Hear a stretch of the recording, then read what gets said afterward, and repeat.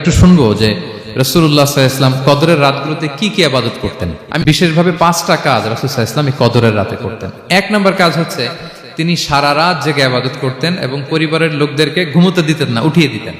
2 number হচ্ছে ইতিকাফ করা। রাসূলুল্লাহ সাল্লাল্লাহু আলাইহি ওয়াসাল্লাম রমাদানের শেষ 10 দিন ইতিকাফ করতেন। 3 নাম্বার হচ্ছে রাসূল সাল্লাল্লাহু আলাইহি ওয়াসাল্লাম এবং জিবরাইল আলাইহিস সালাম যৌথভাবে কোরআন রিভিশন করতেন, খুব ইন্টারেস্টিং।